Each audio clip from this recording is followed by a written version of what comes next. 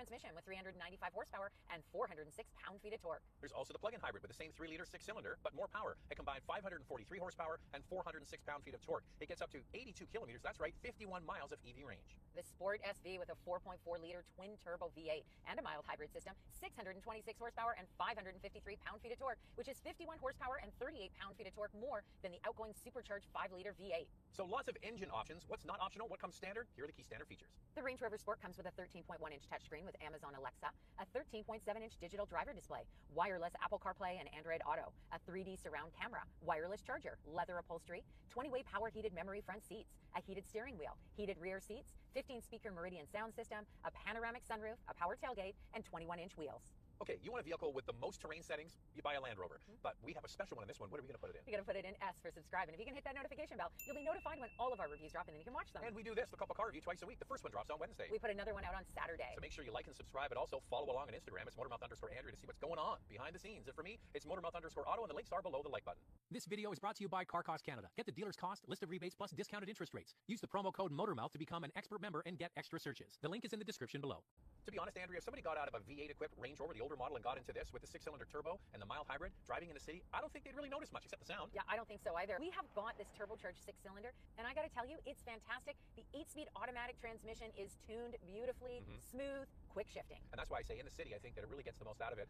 When you get it on the highway and you pass, that's where it shows its hand that it is not the old V8. But anyway, I think that most people, for what they're using this for, which is the urban assault vehicle, getting to the mall and going for lunch at the Four Seasons, it's going to be just fine. Cruising That's Andrea's around world. town. That's Andrea, Oh, lunching please. at the Four Seasons. Please, please. Now watch, I'm going to step on the gas and we're going to gun it.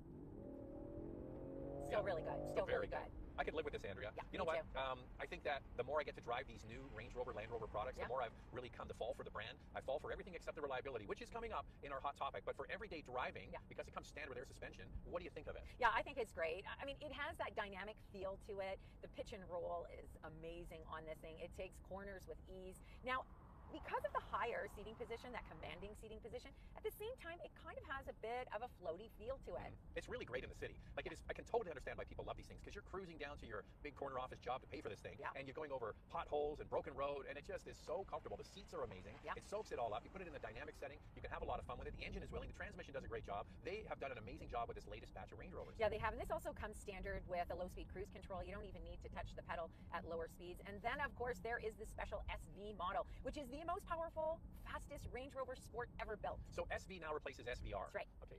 They just came out with SVR not too long ago. Now it's just SV. Now they got rid of the R. Yeah. It's just SV. Land Rover says the outstanding performance of the SV model is enabled by a combination of features that deliver a weight saving of up to 167 pounds, including the world's first 23-inch carbon fiber wheel option on a production car and Brembo carbon ceramic brakes. No, Andrea did make a confession.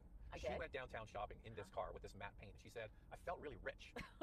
It looks, and plus it's brand new and everybody's looking at it. Oh my God, everybody is looking at it. I was parking, they were looking at it. I'm driving, they're looking at it. They're looking in the window. Are you sure they weren't checking out Drea from the Motormouth YouTube channel? I'm telling you, they were looking at this Range Rover Sport. It's hot. It has such a great road presence. I mean, it's a tough one to beat. It's muscular, it's sexy, it's sleek, it's sporty, all rolled into one. But what about the car, Andrew? You're talking about me. Oh my God. All right, now, would you go for this?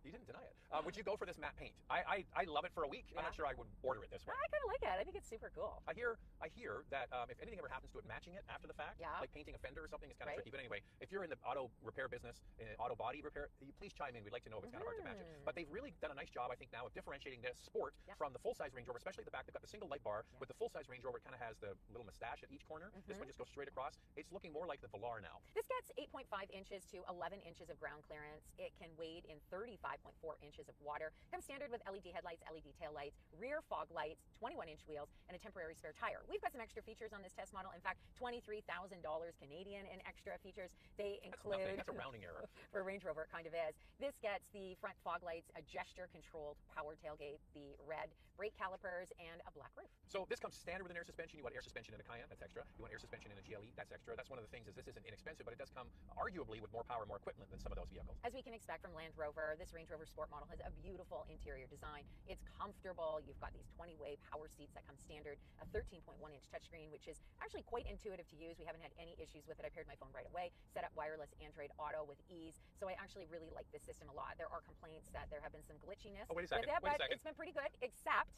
I just want to say, they're having complaints about this system because this week we also have the Defender with the V8 engine, and Andrea has had nothing but problems trying to connect her phone. So it should be the same system, and that one's buggy, and this one's working well. Yeah, so this one is working really well. And so, of course, when I got into the Defender, I was thinking it's going to be so easy. Oh, no, it took quite a while to connect wireless Android Auto to it, and it was like this hallelujah moment when it did, because then it started working properly. But the screen did freeze on me.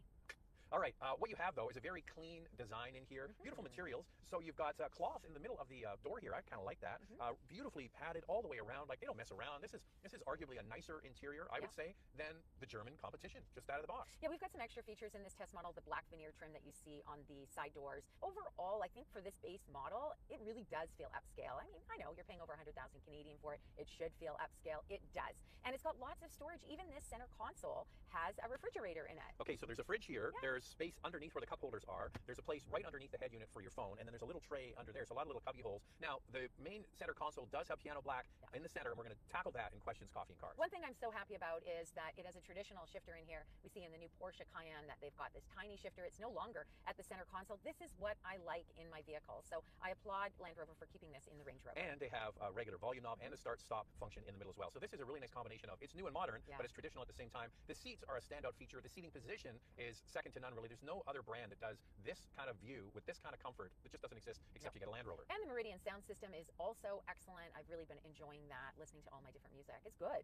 Other a la carte items that you can add to this trim include an 11.4-inch rear entertainment system, a head-up display, as well as different exterior and interior packages. This is also a nice size vehicle as well. You get in the back seat, there is plenty of legroom, same comfortable seats, and plenty of headroom as well. How does it stack up? Comparing the Range Rover Sport to the BMW X5 and Mercedes-Benz GLE, this Sport has 40.3 inches of front row legroom, which is about the same as these competitors. Second row legroom at 37.8 inches is a little more than the X5, but 3 inches less than the GLE. And there is a difference between the full-size Range Rover and the Range Rover Sport. Here's a shot of the full-size Range Rover, and it has the clamshell design for the rear hatch, so you get a little tailgate. This has just the proper liftgate, which some might prefer. Also, because it has air suspension, you can raise and lower the cargo area to make it easier to load things in and out. Overall cargo capacity at 53 cubic feet, and space behind the second row at 32 cubic feet is smaller than both the X5 and the GLE. All right, we're going to touch on this shiny hard plastic. Time now for questions, coffee, and cars. Your questions from Instagram. Did I miss something? No ventilated front and rear seats at this price point? You're right, the base model does not come standard with ventilated front seats or ventilated rear seats. They'll sell it to you. Yep. It's just optional. You can add it as an a la carte item if you add want. All kinds of things. Or you could go up one from the base model, and that's where it's included.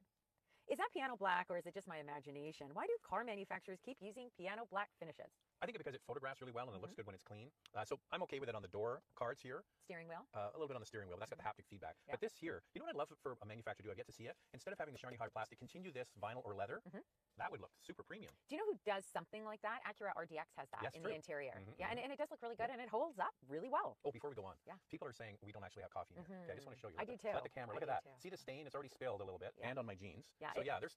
Wait, I'll do you one better. We're really drinking coffee. See, people say, oh, you don't drink coffee. Oh, there we go. You don't drink coffee. It's like the cups are empty. That is nonsense. That is. Oh, wait a second. We're gonna do it British style. Ready? Because we're gonna push it cough. Okay. That's rubbish. Complete rubbish. I think if we were English, we'd be drinking tea. But anyway. We drink coffee. It's no lie here. This is really happening in questions, coffee, and cars. As a 2021 Range Rover Sport TDI owner, I love the new design, but I really want the fun and fuel economy of driving a diesel. Knowing that your luxury SUV will give 1,000 kilometers to a tank of diesel on highway feels great. Does it ever? You feel good in your tummy when you do those long distance drives. We have a diesel Cayenne, same thing, about 1,000 kilometers on a highway run. That's a great engine too. The TD6 that they used to have in this, and the full size Range Rover, and I think it was in the Defender too. What a great engine! That was the quietest diesel I've ever driven. Was that TD6? Now it's gone. You know, all of them were great. Whether you went with the Volkswagen Group, which we know what happened there. That's what we have. Yeah, that's what we have. Ours is actually an Audi. Mercedes-Benz. We had friends who owned a diesel. They loved it. I mean, there's just such a huge selection. It's a shame it's gone. Okay, quickly before we move on to our hot topic, which is worth waiting for. So if you're wanting to produce less CO2, actually diesels do a good job at that, because CO2 is directly related to fuel economy, and they do get great fuel economy. What they're not good at is the low-level particulate pollution. Now they scrub a lot of it out, but it's not as clean as a gas, or certainly not as a hybrid. That's why they do it. And the V8 that Range Rover is offering on the SV trim is coming at BMW. It's a BMW engine, and it has 15% lower CO2 emissions than the previous 5-liter V8. But not as good as that diesel. Not as good, no. And now it's time for our hot topic. What's this one, Andrea? This has always been a favorite of mine. The elegance, luxury, and at the same time is rugged and capable. Has reliability improved at all? Every Land Rover we get, this is our hot topic. This is the one question everybody wants to know about. What's the reliability like? Well, this is an all-new product. It's only been out now for weeks. So we'll have to wait and see. But Land Rover as a brand is... Wait, I'm not done. At the bottom. I mean, it really is unfortunate. It's so good. It handles incredibly well. I'm sad. It's beautiful. I know. I'm sad to say this. These stats in the recent J.D. Power dependability study for 2023, Land Rover is at the very bottom, last on the list. And it's a shame. And it has been for years. But the people that own these and the people that buy these absolutely love them. And I get it. And the people that buy these or lease these are probably, many of them, flipping it out after a 3-year lease and just getting the next one. And it's still under warranty and they have another car to drive if it has to go in. And we know many families that are basically habitually getting these all the time. Yeah, they love everything about it and they keep coming back for more. And I think the key is that if you have the budget for this, you obviously have the money. And it is probably true that you have other vehicles that you can drive if this one is having a few issues. So can this tow? Oh yeah, it can tow, and more in our vital stats. Let's start with pricing. The Beast Dynamic SE model starts at just under $109,000 in Canada, and in the US, the Dynamic SE is just over $90,500. Here's the fuel economy for this base 6-cylinder engine: 13.1 liters per 100 kilometers in the city, 9.1 on the highway. That's 19 miles per gallon city, 25 miles per gallon highway. This Sport can tow an impressive 7,700 pounds. If you get the SV model, it's 8,200 pounds. The warranty is 4 years, 80,000 kilometers, or 50,000 miles. So Andrea, you like luxury? I sure do. And you want a 5-passenger luxury SUV? What else can you buy? For your consideration, 4 vehicles for you to consider. First is the BMW X5 with a turbocharged 3-liter inline-6 and a 48-volt hybrid system. It has 375 horsepower and a starting price of $86,000. The Mercedes-Benz GLE 450 with a 3-liter inline 6-cylinder turbo with a mild hybrid. It has 375 horsepower. Pricing is not listed on the website for the 2024 model yet. The Porsche Cayenne with a 3-liter V6 turbo, 348 horsepower, and a starting price just under $90,000. And we threw an oddball in here, the new Lexus GX with a twin turbocharged 3.4-liter V6, 349 horsepower. Pricing has not yet been confirmed. So there are 4 luxury SUVs for you to consider. Lightning round. 2 things we like to see improved. Love the way this looks. I really like the way it drives. I'd really like to see better reliability, so when we review these models, we can say, you got it. They are reliable. Exactly what Andrea said. That's the other one, the reliability. This is one sweet ride. If it's in your budget, you've got a great vehicle. Now I get it. I understand why people love these so much. This video is brought to you by Car Cost Canada. Get the dealer's cost, list of rebates, plus discounted interest rates. Use the promo code MOTORMOUTH to become an expert member and get extra searches. The link is in the description below.